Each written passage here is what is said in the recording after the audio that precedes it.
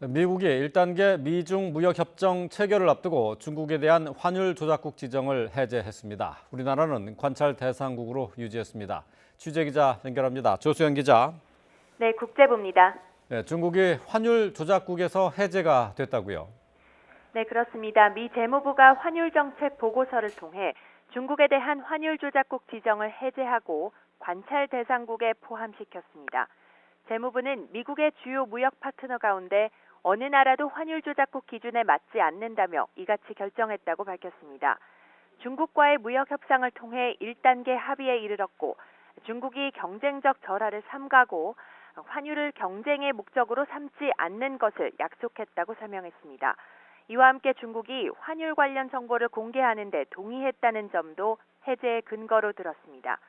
앞서 미국은 중국과의 무역 갈등이 격화된 지난해 8월 전격적으로 중국을 환율 조작국으로 지정했습니다. 환율 조작국으로 지정되면 미국은 시정을 요구하고 1년이 지나도 개선되지 않으면 미국 기업의 투자 제한 등 조치에 나설 수 있습니다. 미국은 중국에 대한 환율 조작국 지정 카드를 5개월 만에 접은 셈인데요.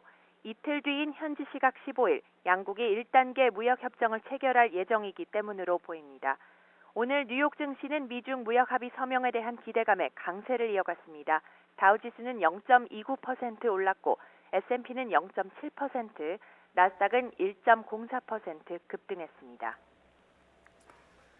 네, 우리나라는 환율 관찰 대상국입니다. 이번에도 이 환율 관찰 대상국에서 제외되지 못했는데요. 그 배경도 설명해 주시죠. 네, 한국과 중국 이외에 환율 관찰 대상국 명단에 올라 있는 나라는 독일과 일본, 싱가포르, 스위스 등입니다. 판단 기준은 세 가지입니다.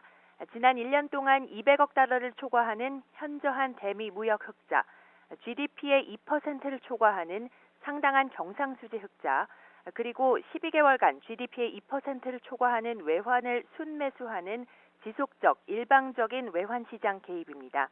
이 가운데 두 개를 충족하거나 대미 무역 흑자 규모와 비중이 과다한 경우 관찰 대상국으로 분류되는데요.